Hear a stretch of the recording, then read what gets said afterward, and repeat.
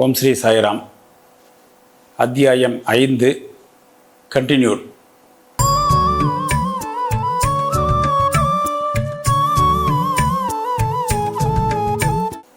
பாபா மக்களுடன் எப்பவுமே கலந்து பேசுறதில்லை. யாராவது பக்தர்கள் கேள்வி கேட்டால் அதுக்கு மட்டும் பதில் சொல்லியிருந்தார். பகலில் வேப்ப மரத்தடியில் உட்காந்துருப்பார். தொலை தூரத்தில் உள்ள ஒரு கிராம எல்லையில் ஒரு ஆலமரம் இருக்குது, அந்த நிழலில் அமர்ந்திருப்பார். மாலை நேரத்தில் குறிக்கோள் இன்றி நடந்துட்டுருப்பார். சில சமயத்தில் நீம்காவன் அப்படின்னு ஒரு இடத்துக்கு போவார். அந்த இடம் யாருதுன்னா திரியம்பக் டேங்லி அப்படின்ற பாபாவுடைய பக்தர். அவரை பாபா ரொம்ப விரும்பினார். அவருடைய தம்பி நானா சாஹேப்புக்கு குழந்தை பேர் கிட்டலை, கல்யாணம் ஆகி. அவர் தன்னுடைய தம்பியை பாபாவுடைய தரிசனத்துக்கு அனுப்புகிறார். பாபாவுடைய அருளால் அவருக்கு ஒரு புதல்வன் கிடச்சிடுறான். அதுக்கப்புறம் பார்த்திங்கன்னா ஷிர்டியில் கூட்டம் அலை மோதுறது. பாபாவுடைய புகழ் அகமத் நகர் வரைக்கும் பரவி பல பக்தர்கள் பாபாவை பார்க்க வந்துடுறாங்க. பின்னால் நானா சாஹேப்பும் கேசவ சிதம்பரம் மற்ற பல அடியவர்களும் பாபா கிட்ட ஷிரடிக்கு ரெகுலராக வர ஆரம்பிச்சிடுறாங்க. பாபா பகலில் தன்னுடைய அடியவர்களால் சூழ்ந்திருப்பார். இரவு நேரத்தில் ஒரு உதிர்ந்து கொட்டும் பழைய மசூதி, அதில் தான் அவர் தங்குவார். அந்த நேரத்தில் பாபா கிட்ட உக்கா, புகையிலை, ஒரு தகர டப்பா, நீண்ட கஃப்னி, ஒரு சட்கா அப்படின்ற ஒரு குச்சி, ஒரு சிறு தலைக்கு ஒரு துணி. அந்த துணி எப்படி இருக்குன்னா நல்லா முறுக்கப்பட்டு இடது காதிலிருந்து முதுகு வரைக்கும் தொங்கின்னு இருக்கும். அந்த சிறு துண்டு துணி எப்படி இருக்குன்னா பல நாட்கள் துவைக்கப்படாதது. அவர் பூட்ஸோ காலனியோ அணிஞ்சதே இல்லை. நாட்களில் பெரும்பாலான நேரத்துக்கு அவர் ஒரு சாக்கு துண்டியை தனக்கு ஆசனமாக யூஸ் பண்ணுறாரு. ஒரு கௌபீனத்தையும் அணிஞ்சின்னு இருக்காரு. குளிரை விரட்டுறதுக்கு துணி அப்படின்ற ஒரு நெருப்பை எப்பவுமே எரிய விட்டுருப்பார். அந்த இடத்துல தன்னுடைய இடது கையை ஒரு மரக்கட்டை பிடியில் வச்சு தெற்கு நோக்கி அமர்ந்திருப்பார். அந்த துணியில் அகங்காரம், ஆசை, எல்லாவித எண்ணங்களையும் காணிக்கையாக போடுறாரு. எப்பவுமே அல்லாஹ் மாலிக், கடவுள் ஒருவரே உரிமையாளர்னு சொல்லுவார். இந்த மசூதியில் அவர் ரொம்ப நாளாக தங்கியிருக்கார் இல்லையா, அங்கே தான் எல்லா பக்தர்களும் அவரை வந்து பார்ப்பாங்க. எல்லா பக்தர்களும் பாபாவை தரிசித்த மசூதி 2 அறை கொண்டது தான். 1912 அந்த மசூதியில் சில மாறுதல்கள் நிகழப்பட்டு மசூதி பழுது பார்க்குறாங்க. ஒரு தாழ்வாரமும் புதுசாக கட்டிடுறாங்க. பாபா மசூதியில் வந்து தங்கறதுக்கு முன்னாடி தக்கியா அப்படின்ற ஒரு இடத்துல தான் வசித்து வந்தார். அந்த இடத்துல தான் அவர் காலில் சலங்கை கட்டி நடனமாடி அன்புடனும் பாடுவார். அந்த இடம் ஒரு முஸ்லீம் ஞானியருடைய இருப்பிடம். 1000 ஜென்மம் ஆடிடும் பிள்ளை விழாமல் காத்தன்னை வாழ்த்தும் பிறவிகள் தோறும் இசை மலர் சேர்த்தே தொழாமல் தொழும் கரம் நிரப்பும். போலி குரு ஜவஹர் அலி மொய்தீன் தம்போலி அப்படின்ற ஒரு வாட்டசாட்டமான இளைஞன் ஒருத்தன் இருந்தான் ஷிரடியில் இல்லையா. அவன் ஒரு மல்யுத்த வீரன். அவனுக்கும் பாபாவுக்கும் பல விஷயங்களில் உடன்பாடு ஏற்படுறதில்லை. ஒரு முறை பாபாவும் மொய்தீன் தம்போலியும் மல்யுத்தம் செய்கிறாங்க.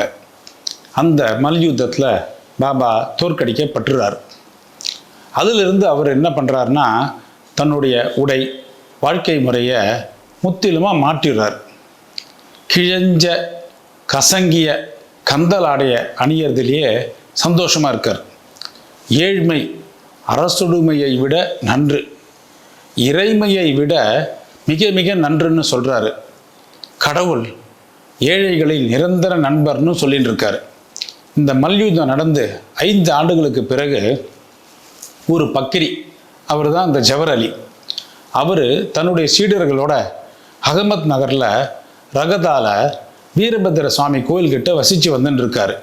இந்த பக்கிரி யாருன்னா நல்லா படித்தவர், குரானை முழுமையாக ஒப்பிக்கும் ஆற்றல் உடையவர். ஜவஹர் அலி தன்னுடைய இனிமையான நாக்குனால் ஷிரடி கிராம மக்களை கவர்ந்துடுறாரு. பாபாவை தன்னுடைய சீடர்னு சொல்கிறாரு. ஆனால் பாபா மறுப்பு தெரிவிக்கவே இல்லை. குருவுக்கு சீடரோட மதிப்பு தெரியல. ஆனால் சீடருக்கு பாபா இருக்கார் இல்லையா, அவருக்கு குருவுடைய குற்றம் எல்லாம் தெரியுது. இருந்தாலும் அவரை மதிக்காமல் இருந்ததில்லை. தன்னுடைய கடமையை கவனத்துடன் அவருக்கு செஞ்சுட்டு வர்றாரு.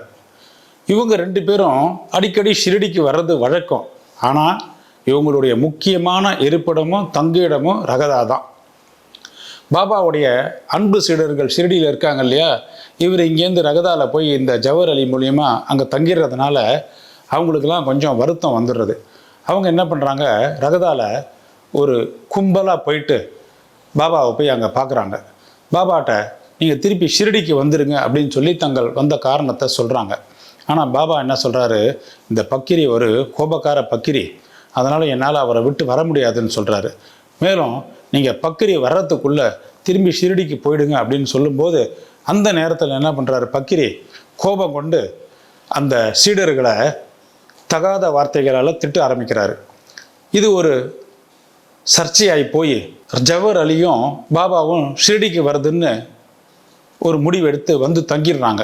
சில நாட்களுக்கு பிறகு குரு தேவிதாஸ் அப்படின்ற ஒரு ஞானி மூலியமாக சோதிக்கப்படுறாங்க. முழுமைக்கு யார் தேவைன்னு குரு தேவிதாசர் மூலியமாக கண்டுபிடிக்கிறாங்க. குரு தேவிதாசர் யாருன்னு பார்த்தீங்கன்னா, ஒரு 10-11 வயது பாலகனா மாருதி கோவில்லேருந்து வசிச்சுன்னு வராரு. எப்போ அப்படின்னு கேட்டிங்கன்னா, பாபா ஒரு முறை ஷிரடியிலேருந்து கொஞ்ச நாள் காணாமல் போய் சாந்த் பாட்டில் கல்யாண கோஷ்டியோட வரார் இல்லையா, அந்த நேரத்தில் தேவிதாசருடைய வயசு ஒரு 10-11 வயது பாலகனாக இருக்கும். அவர் மாருதி கோவிலில் வசித்து வந்துட்டு இருக்காரு. தேவிதாசர் ஒரு அவதாரம், ஆசைகளற்ற ஞானி. தாத்யா கோத்தே, காசிநாத் அப்படின்ற பக்தர்கள் அவரை குருவாக ஏற்றுன்னு இருக்காங்க. இவங்க என்ன பண்ணுறாங்க, ஜவஹர் அலி முன்னால் தகராறு பண்ணிட்டு இருக்கார் இல்லையா, ஜவஹர் அலியை தேவிதாஸ் முன்னிலையில் கொண்டு வந்து நிறுத்தப்பட்டுறாங்க. ஒரு பெரிய விவாதத்தை தொடர்ந்து அந்த விவாதத்தில் ஜவஹர் அலி தோற்கடிக்கப்பட்டுறாரு. வேறு வழி இல்லாமல் ஷிரடியை விட்டு பிஜப்பூர் என்ற இடத்துக்கு ஓடி போயிடுறாரு. பல ஆண்டுகளுக்கு பிறகு திரும்பி ஷிரடிக்கு வந்து சாய்பாபா முன்னால் விழுந்து வணங்குறாரு. பாபாவே குரு, தான் தான் சீடர் என்று காணப்பட்ட தோற்றம் தெளிவாக்கப்படுறது. தன் குற்றத்துக்கு ஜவஹர் அலி வருந்துறாரு. ஆனாலும் பாபா அவரை மரியாதையோடு தான் நடத்துகிறாரு. பாபா உண்மையான ஒழுக்கத்தால் ஒரு சீடனா தன்னுடைய கடமையை ஒழுங்காக செஞ்சு அகங்காரத்தை களைஞ்சி தன்னை உணர்தல் என்ற உயர்வான பதவியை அடைவது எப்படி என்பதை உலகத்துக்கு எடுத்து காட்டியிருக்கார். சுவாமி விவேகானந்தர் கூட சொல்லியிருக்கார் இல்லையா, learn to serve, you will know how to rule. Om Sri Sairam.